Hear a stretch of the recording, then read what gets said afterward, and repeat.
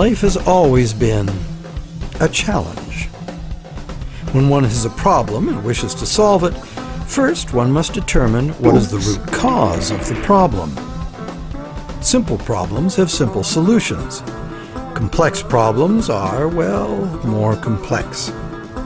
An obvious problem with our current financial system is that it rewards greed and corruption. Greed and corruption seem to be everywhere. But are greed and corruption the root causes of the problem, or are they the result of the way the system is built? Logically, one should first ask, are there built-in reasons why the system works the way it does? And if there are, can they be built out?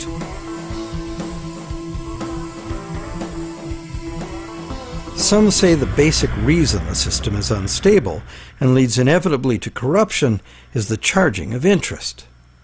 As explained earlier in this series, in our current bank credit as money system, the principal amount of a bank loan is simply created from the borrower's promise to pay back the principal plus interest in money.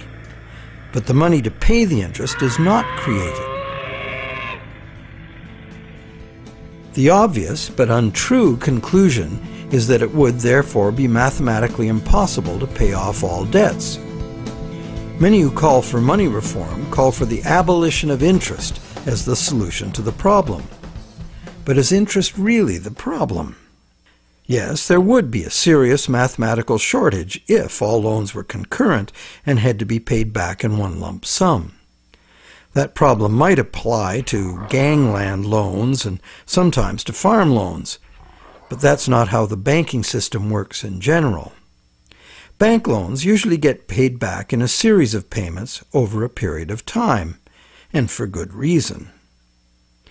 Money is both a stock, the amount in existence at any one time, and a flow, the transactions over time that the money is used for. Flow works like this. If I, the rich guy, lend you $1 and that was the only dollar in existence, the stock, could you pay me back $100? Well, if it had to be paid in one lump sum, no. That other $99, the interest on the loan, would be impossible to pay. It would be impossible to pay even in $2 payments, because there is only $1 in existence. But if I let you pay me the $100 in $1 payments, magic happens. In fact, in $1 payments, you could pay me back any amount of interest if you lived long enough. The only condition required to make full payment of a $100 debt with only $1 in existence is that I give you the opportunity to earn or otherwise get that dollar back each time you pay it to me. This is the flow, and by means of the flow, the same dollar can be paid any number of times and becomes effectively many dollars, all legitimately representing the work done to earn them. It is always the work, the real value, that pays the debt and gives the dollar its value, not the dollar itself. The relationship in our example is dreadfully unequal because the man with the money has enslaved the man without it, just like the real world, some would say. But a simple loan at interest need not produce a shortage of money or cause unpayable debt if flow is 100%, as in our example. Flow is the real measure of economic activity. It's much more significant than the stock in a money system, as it multiplies the effective money in circulation. Given that today we use an exclusively debt money system, what is flowing in all these transactions is credit or promises to pay money. This credit is ultimately nothing more than the promises of borrowers to pay this credit back, usually according to a time schedule and usually with interest added. To pay this credit back, most of us will have to work and earn it by being productive. So, therefore, the real value of the money that flows in our economy today is created by our promises of future productive work. We take a loan in order to have something now rather than later. We agree to pay interest on into the future, thus reducing our future spending power, often by more than the amount of the original loan. However, with an understanding of flow, we see that there's no intractable arithmetic problem with the charging of interest. The problem is a social and systemic one. Lenders have neither obligation nor incentive to spend all their interest income so that the borrowers can earn it again and again. In fact, money lent once into existence is lent as existing money a second and a third time in expectation of more gain. The problem is basically one of incomplete recycling. Where money needs to be spent, earned, and used to extinguish the debt that created it, it is instead lent or invested for gain. In other words, money that must be extinguished is, instead, expected to grow forever.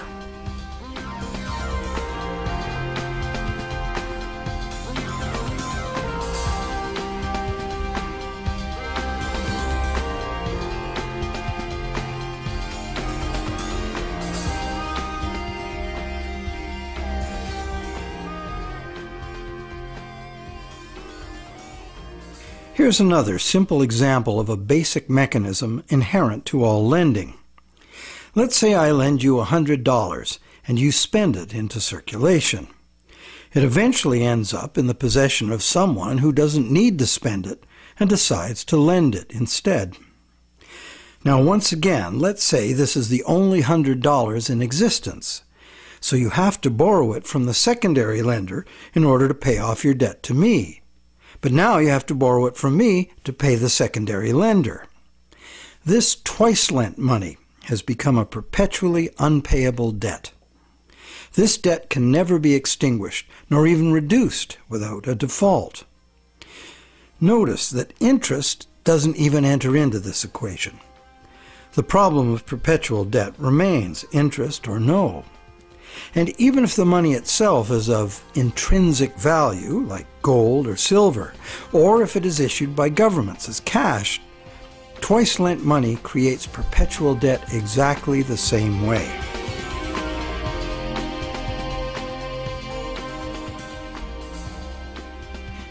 When the same money is lent at interest, several times simultaneously, not only is the debt perpetual, society as a whole is paying moneylenders multiples of the interest rate for the use of the same money. There's an expectation that existing money should increase indefinitely by being lent at interest.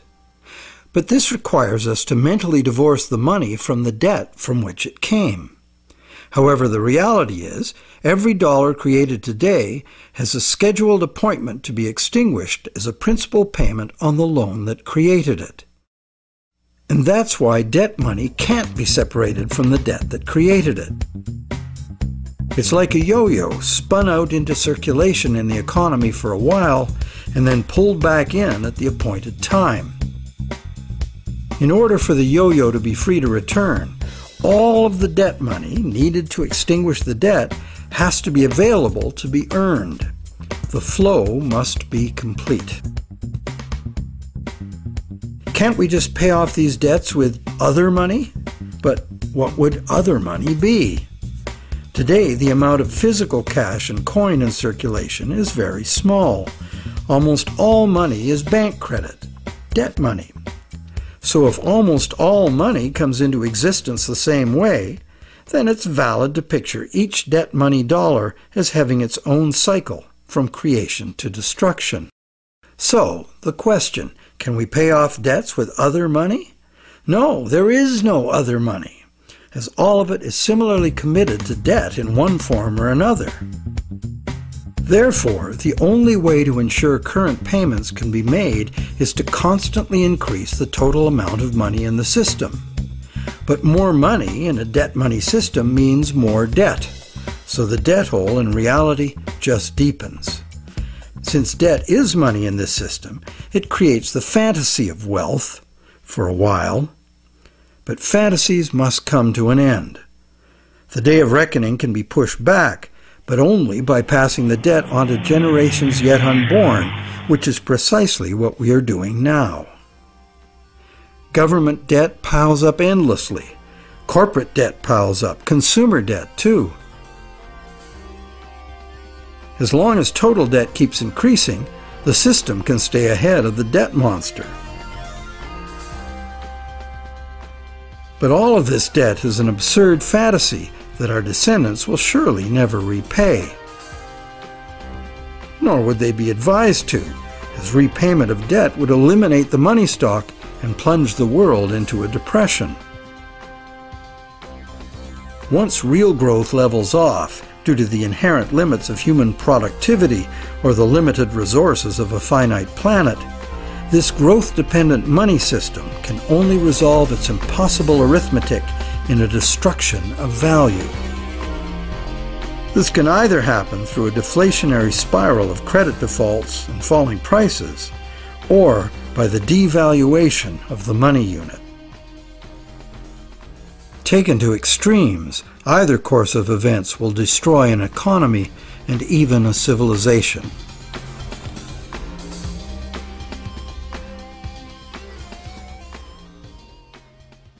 The only other choice is debt forgiveness. In the ancient world, a regular debt jubilee, society-wide forgiveness of debts, was a common practice to deal with these unavoidable problems with lending. It was considered normal, even by the rich and powerful, that the general good of society took precedence over the rights of those rich enough to be lending money for profit.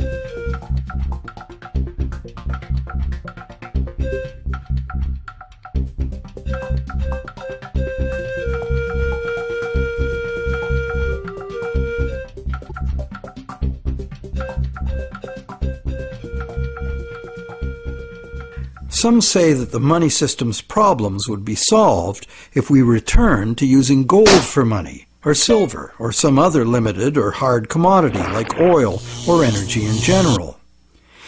They argue that this prevents money from being created in excess and backs it with real value.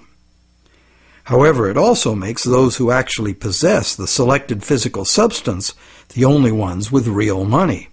Everyone else would only have a claim on real money. For instance, gold. How would we ever transition back to an honest gold economy with a natural distribution of gold among the population? That's long gone. And why would we want to do that? The gold-based money system is our past. It's how we got to where we are today. Gold is inconvenient. Even more so is a barrel of oil. Therefore, whether gold or oil or kumquats, trade will be carried out in promises. The real question is, if we are going to trade using promises of delivering something of real value, why gold? In fact, why any single commodity? At this time in our evolution, doesn't this very old idea of money merit serious re-examination?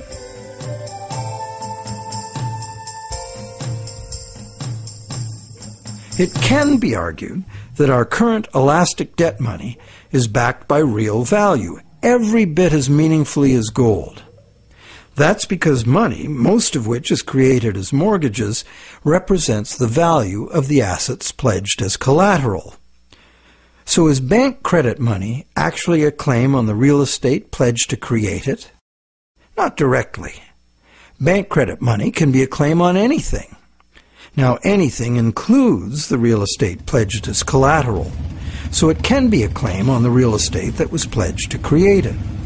So how is a promise of real estate any less valid than a promise of gold? Both gold and real estate can change value relative to other commodities. Neither is a permanent standard. In fact, there can never be a permanent standard of value because value is always subjective and variable. So it would seem that the crucial difference between a claim on gold and bank credit is that bank credit is not a claim on any specific real thing, while the promise of gold is. The promise of gold has to be a promise of a specific amount of a specific real thing from a specific promiser. Isn't that the essential reason why many people would consider a promise of gold the better promise? But that is only true if the promise is reliable and what is delivered is really gold. with the discovery that some of the gold bullion sitting in central banks is actually relatively worthless tungsten plated in gold, the whole argument that gold is the most solid, reliable money is shown to be neither solid nor reliable. Precious metal is susceptible to counterfeiting, it's heavy, and it's vulnerable to theft. So to return to commerce via the physical exchange of precious metal coins would mean civilization had reverted to a pre-electronic level of technology. In the absence of such a collapse, the economy would still wind up running on promises just as it does now. So once again, money would only be as good as the promises made, and there would be no need of actual precious metal coins if all transactions were carried out with promises.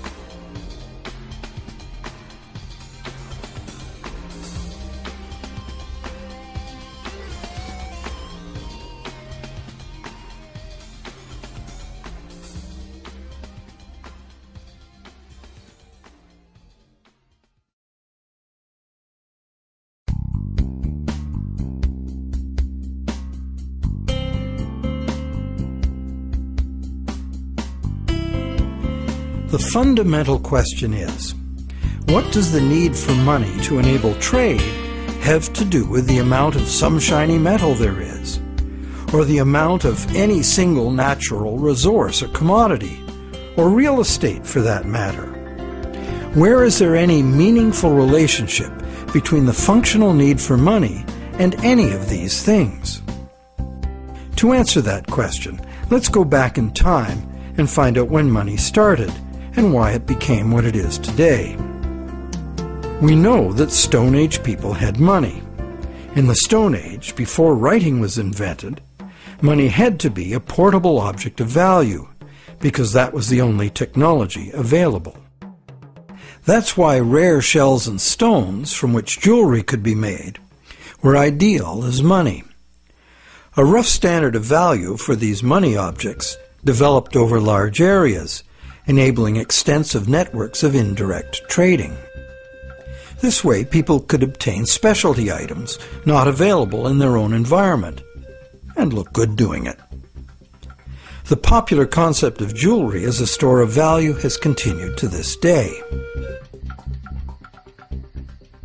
In later agricultural civilizations, cattle were often the standard value objects for large transactions, and salt for small ones. Salt was rare in those days and valuable. Roman soldiers were paid in salt, thus the term salary, meaning payment for services. With the invention of writing, trade in other commodities could be carried out using promises of cattle and salt. The cattle and salt weren't necessarily what was finally delivered. They were just commonly understood units of value in which the real trade goods could be conveniently priced. Written credits were expressed in these two common units, although they represented a variety of real goods and services. This form of money was ideal for local economies, where traders were known to each other and pledges could be collected upon.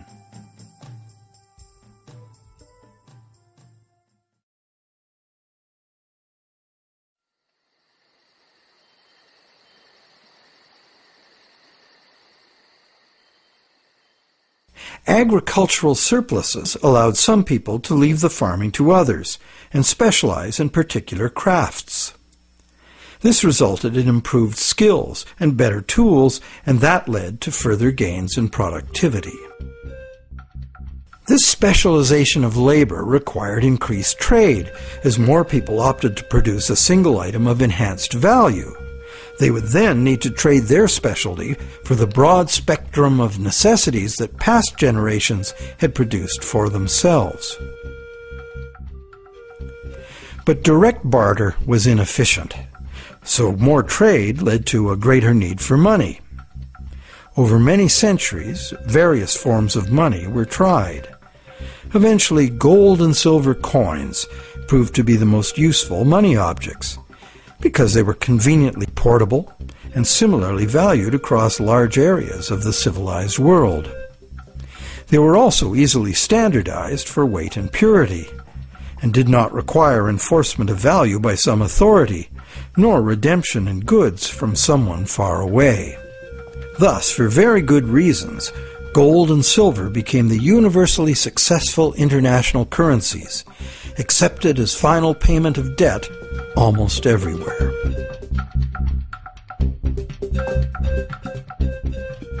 The problem with a system in which money is a standard commodity is that it is most efficient when only one standard commodity is used.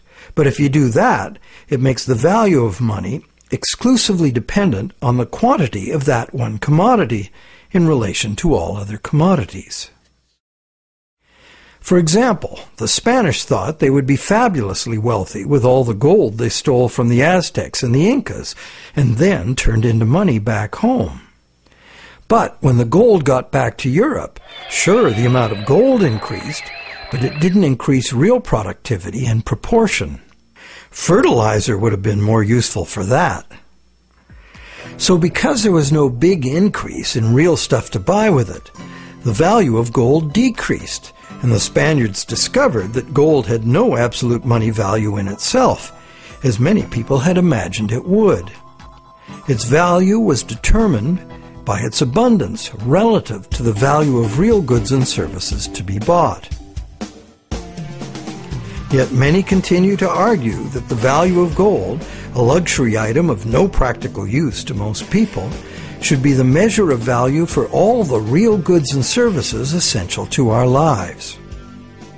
While some campaign for a return to gold, others mistakenly believe that today's money still does represent gold held in a vault somewhere. That hasn't been true for decades.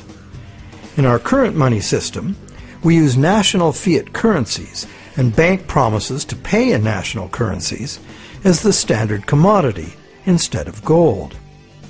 National currencies used to be promises to pay in gold or silver, but way more promises were made than could be honored, so that system fell apart.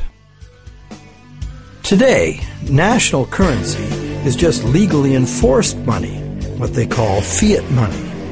That is, it's money you have to accept because the government says so. To many, this government fiat money is just worthless paper. But is it really? We can pay our taxes with it, and governments, especially local ones, provide essential services paid for with those taxes, like roads, schools, hospitals, libraries, police, and military. So government fiat money isn't worthless at all. Now, it is true that consumers of government services have no individual free market choice as to what their tax money is spent on and what services they receive.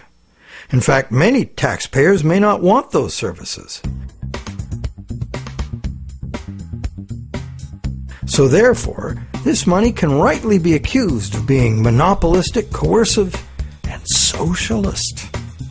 But government is coercive, monopolistic, and socialist by nature, isn't it? What else should it be?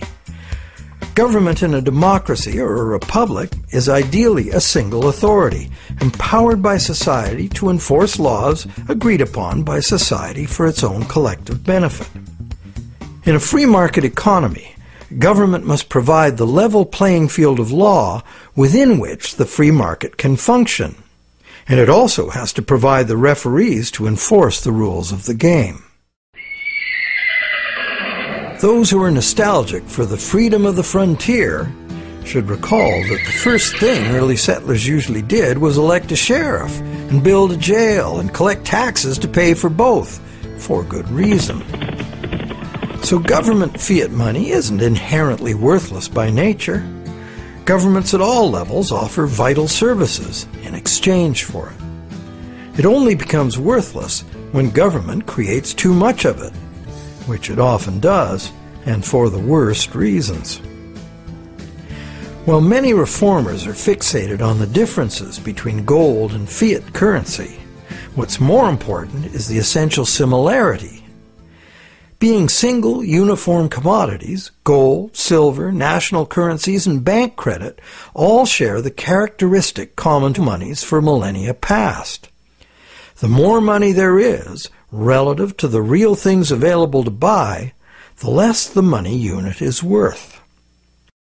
Thus, the total quantity of money in circulation is extremely important to maintaining the general price levels. And today, this quantity is largely determined by the demand for new money to purchase real estate and speculative equities. This makes the supply of money for general trade particularly vulnerable to real estate and stock market bubbles.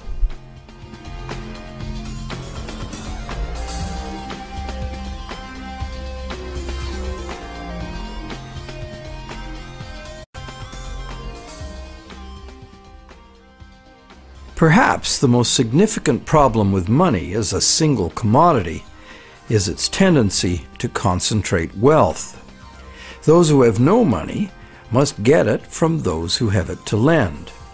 Anyone with extra money can lend it at interest, and if, rather than spending all of the interest, they add any of it to their lending capital, they will accumulate even more money to lend.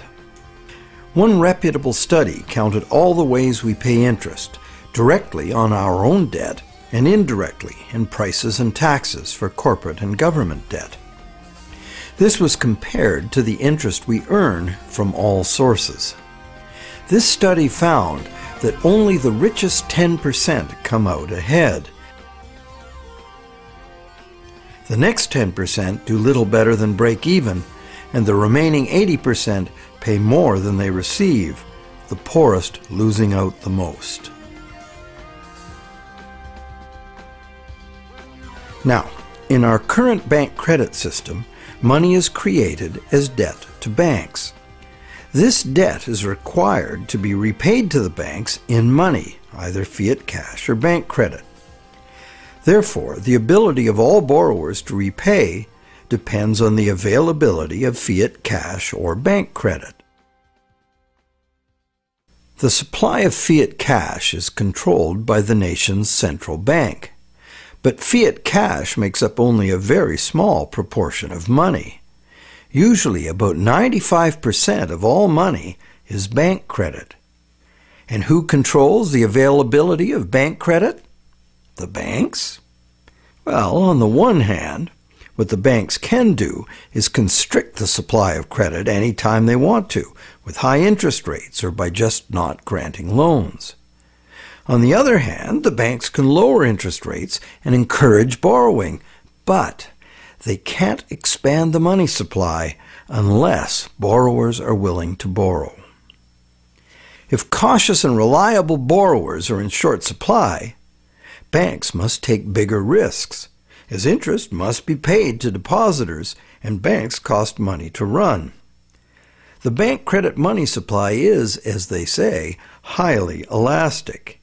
And because it's based on the willingness of borrowers to borrow and the reliability of borrowers' credit, it is vulnerable to both rapid expansion and drastic shrinkage.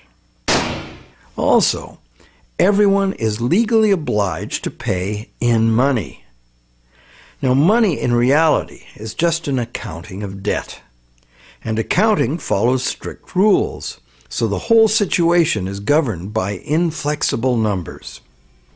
That's why a sudden shrinkage in the money supply caused by some defaults has the inevitable follow-up effect of causing more and more defaults and even more shrinkage of the money supply. This self-reinforcing downward suction leads us into economic collapse and the economic and social absurdity of unemployed, dispossessed people camping outside their empty, vandalized homes. And what does the government do about it? It loads bankrupt taxpayers with astronomical fantasy debt that will never even be reduced, never mind paid off.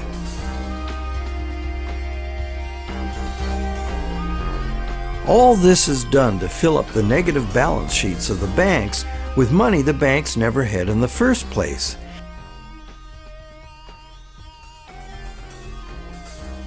And then they use it to pay themselves obscene bonuses. Life is good for those who know how to play the system.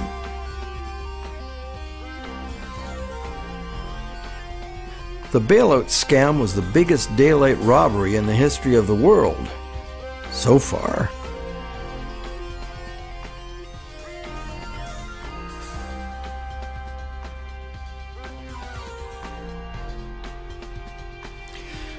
All of these tendencies of the money as commodity system are features of the system itself. The greed and corruption comes in as those who understand the system profitably surf the inevitable waves of boom and bust. Those who understand the system know what's coming and even precipitate it when the time is ripe for them to take advantage of disastrous mass events for their personal and political gain. But it's the structure of the system itself which gives them the opportunity.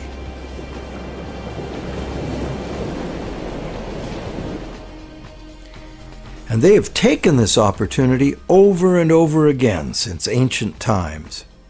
People complain of the injustice, blame each other, blame the left or the right or whoever the scapegoat of choice is. But they never really catch on to the reasons this keeps happening. That's because most of us shy away from trying to understand the true nature of money and of freedom. The basis of freedom is essentially the freedom to exchange goods, services, ideas. If you create something in proven demand, you and only you should have the right and the freedom to create and spend the credit money needed by someone to buy it. Money as a portable uniform commodity was invented a very long time ago. It was the only choice using the technological means available at that time. But times have changed. So why is this outmoded technology still the prevailing concept we have for money? Could we go beyond money as we've known it?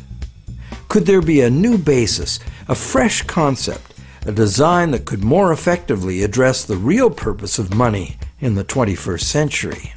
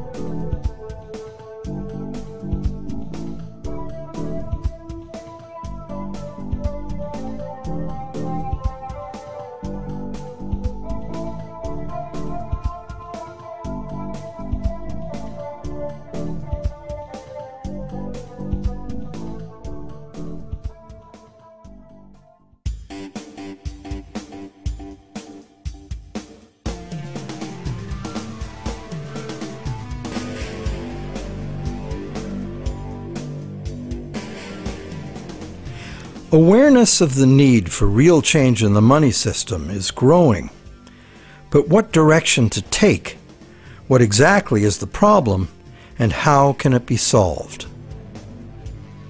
The safest and only real choice, many people argue, is to return to gold, or a gold standard, because this worked for millennia in the past. But gold itself is impractical for transactions in the modern world. It was impractical centuries ago, which is why the promise to pay gold system developed. And so it is certain that, in practice, transactions would be conducted in promises to pay gold, not gold itself. Thus, the promises to pay gold money will only be as reliable as the promises. So in reality, it isn't the gold that makes the system work, it's the reliability of promises. Would they be reliable promises? Maybe. But what we would be using as money would be like the old goldsmith's promises, made in the knowledge that only rarely does anyone ever ask for real gold. This was the problem with the goldsmith situation. The real gold was seldom claimed, allowing fraudulent promises of gold to be made and used as money. Why would history not repeat itself if all the same elements remained in place? Another thing, what most people say they like about the gold system is that promise of gold money is a promise of a specific amount of real value. Now this is an odd idea, given that the vast majority of us have no use for gold, so how much real value can it have for us? Wouldn't a promise redeemable in food, clothing, or shelter be much more real? People also like the idea that gold is just gold, doesn't need a government to create it. However, it does need miners. In a gold money system, mining discoveries, jewelry making, industrial use, hoarding, and counterfeit bars of gold-plated tungsten would all influence the money stock. What on earth does any of that have to do with the need for money for trade? Lastly, gold as money is a single uniform commodity, manifesting all the inherent mathematical defects of lending demonstrated in part 1 of this movie. Being a coin with intrinsic value doesn't make any difference. A lot of gold and silver's appeal comes from a belief in an oversimplified version of history. People assume that coins were invented to standardize the inherent value of the metal they contain. This is true, but right from the beginning, some of the earliest coins were created based on a diametrically opposed idea. This was done because the rulers at that time foresaw the inevitable negative consequences of using limited supplies of precious metals as money. Therefore, they chose to avoid that route. Instead of precious metals, these rulers struck coins of iron or copper and defined their value by decree. What's more, these coins by decree were heated and dipped in vinegar, so the metal they contained would have no intrinsic value. These coins were in fact the original and true fiat money. They were merely tokens of value, money created by law and enforced by the ruler's authority.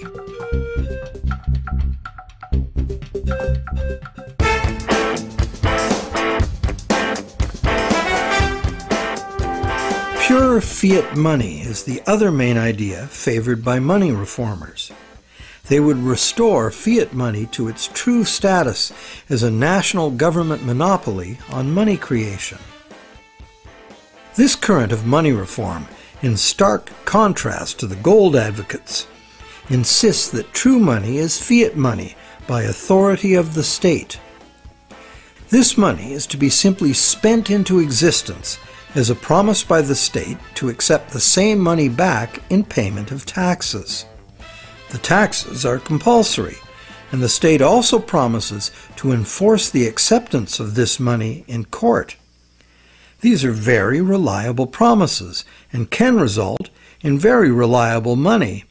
if not abused.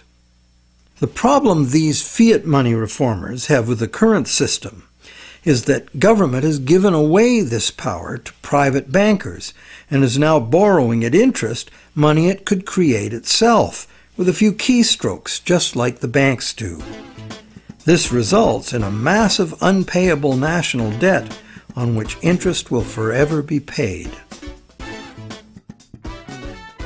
This ever-growing national debt expands the money supply when new money is created by the central bank to buy more government debt. And the interest burden, passed on through taxes, adds to the cost of almost everything we buy, one way or another. In contrast to money being created as national debt, fiat money, simply spent into existence, would save the taxpayers immense sums of interest. It would free future generations from impossible debt, and it would forestall the tendency to inflation because the money supply would not grow forever with the national debt, as there would be no national debt. In the fiat money system, taking fiat money out of circulation by means of taxes preserves or restores the value of the remaining money in circulation. Not taxing it back sufficiently would devalue it. Understanding the proper use of government fiat money is a revelation. If you can charge prices or taxes for something in the future, you can issue that much new money now, because it is your valuable services to others and the reliability of your promises that create the real value of any money.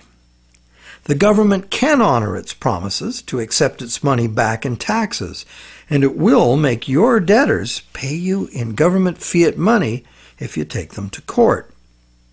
These are good reasons why government-issued money works now, and why it would work if governments just self-issued this credit instead of borrowing it from banks. But in this pure fiat money system, the money supply must still be determined by central authority. Therefore, the money supply is still limited, monopolistic, and managed from above. They have the power to create money, and you have to get the money from them. They also have the power to create way too much money and spend it on wars and other unproductive activities without the approval of those whose productivity gives that money its value. In the current system, these inflationary debts are now beyond absurd, threatening to crash the entire system and drag the whole world into chaos. To save themselves, governments are now laying impossible claims upon the productivity of generations yet unborn, a truly hopeless cause given the overall world situation. Witnessing government performance to date, many people believe that returning the full power to create money to corrupt, incompetent politicians would not only fail to solve our problems, it would be the height of insanity. It would really all depend on the quality of the people in government.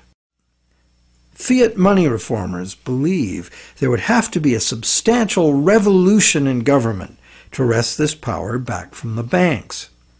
Therefore, they believe it would be reasonable to expect that honest and competent people with a sincere concern for the public good would be in charge.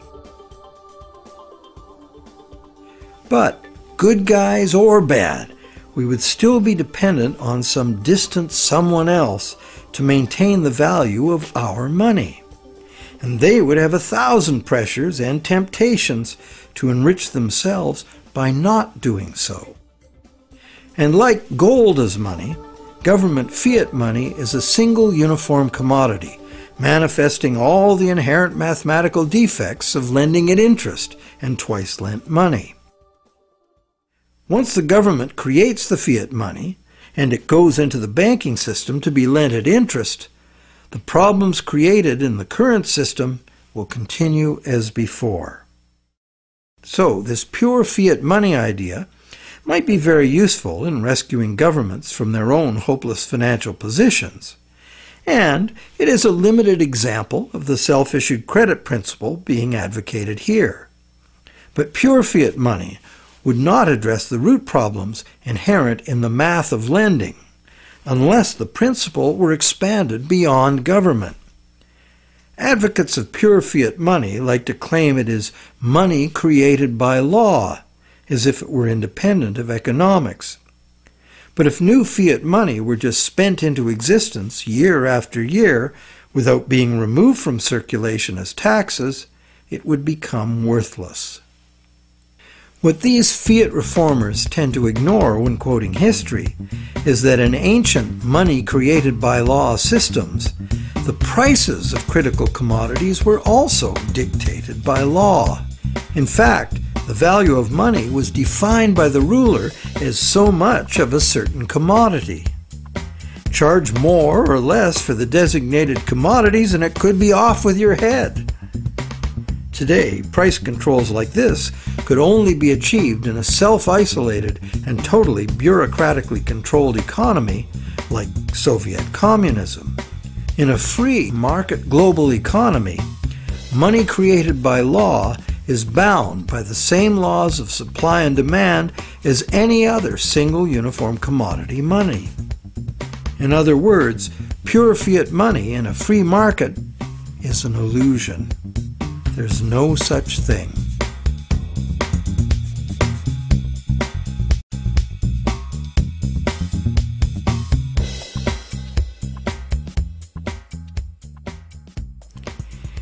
In the third stream of money reform are the various types of so-called alternative currencies, all of them based on some concept of money being created as self-issued credit. Many examples of such systems exist today all over the world.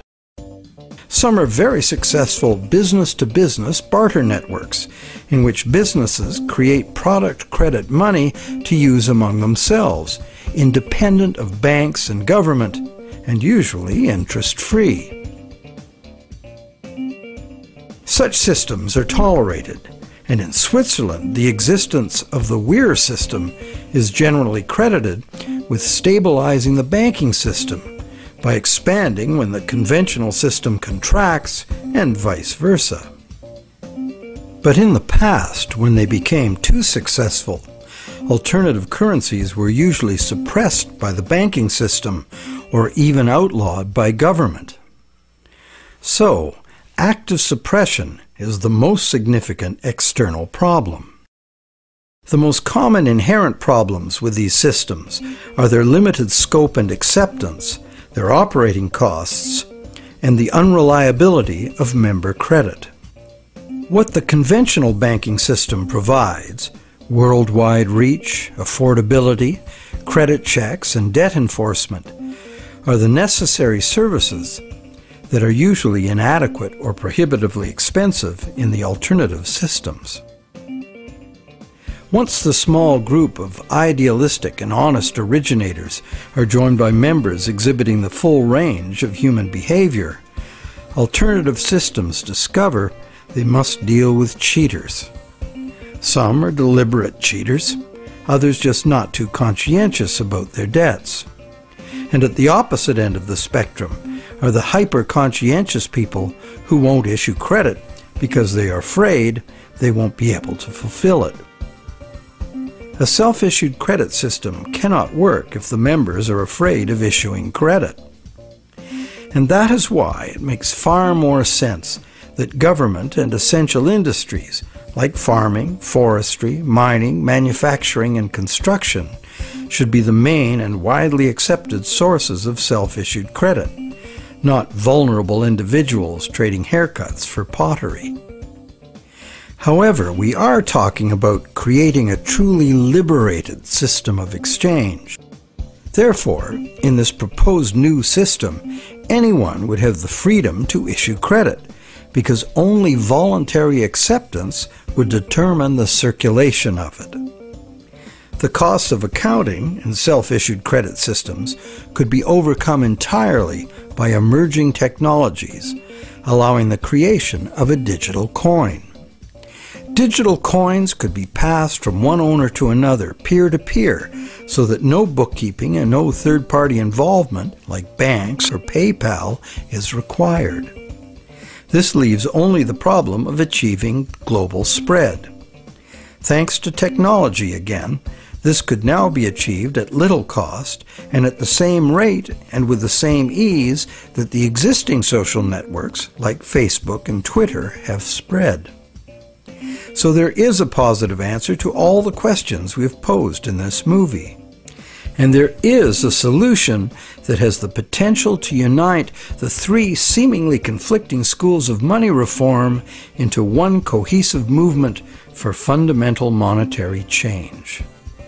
Because, when examined closely, be it gold, tax receipts, or someone's goods and services, all three schools of money reform are really calling for the same thing: money that is redeemable for something specific from someone specific.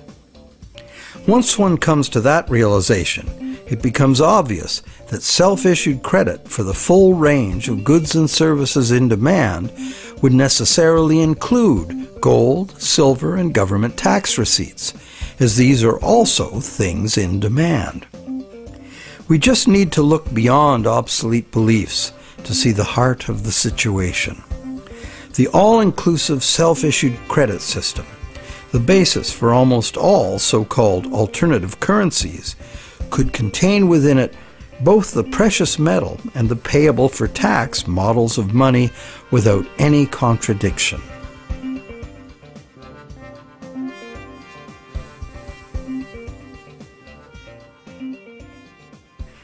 Money has both religious and social histories that are fascinating and go well beyond just the need for trade. But for our practical purposes in this presentation, money is the invention that overcame the limitations of direct barter. Money is, therefore, a technology, a way to solve a problem. Most of us would agree that we have a problem with our money system.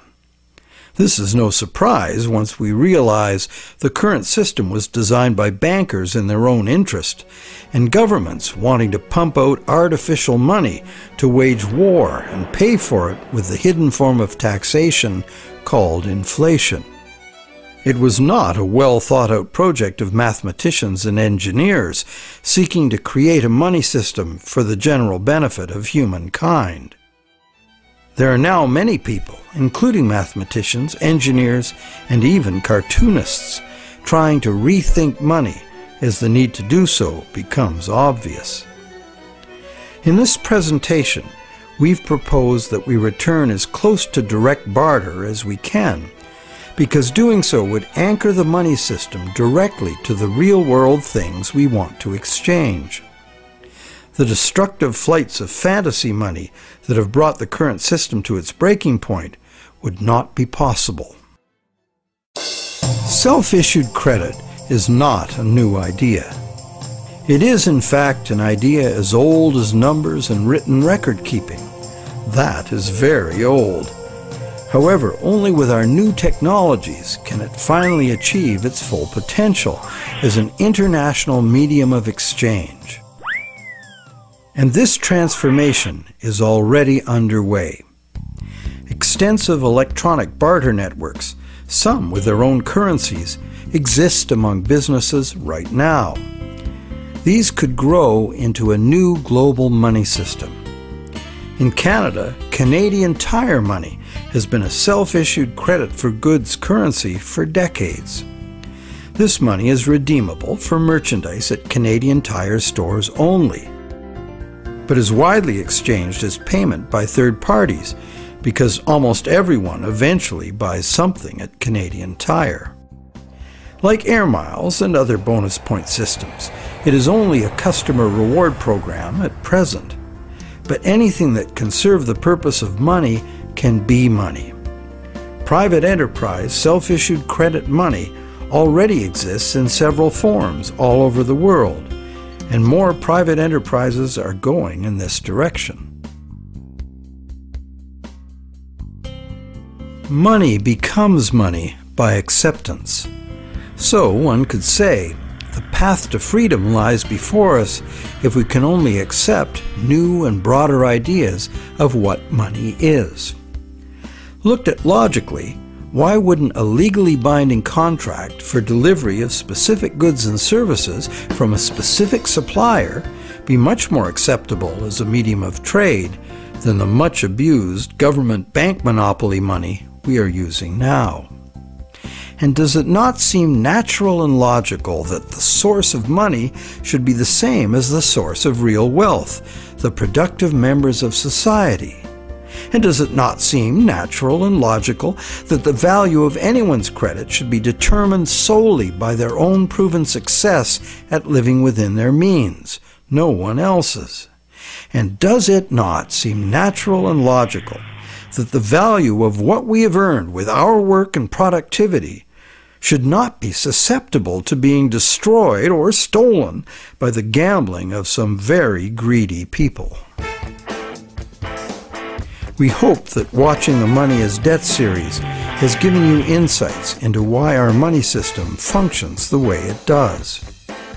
We also hope that we've demonstrated how a return to gold or a switch to any single uniform commodity as money does not solve the fundamental problems with money.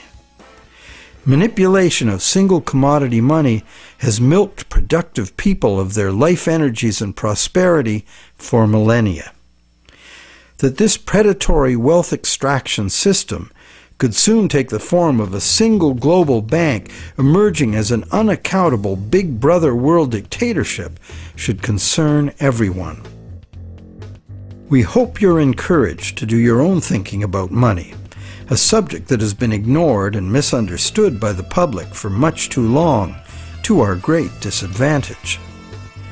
And, not to criticize without offering an alternative, we have, in this final movie of the series, offered a comprehensive and detailed picture of how a radically new economic system might work if interest-bearing product vouchers were the medium of exchange, thus eliminating money as a commodity in itself.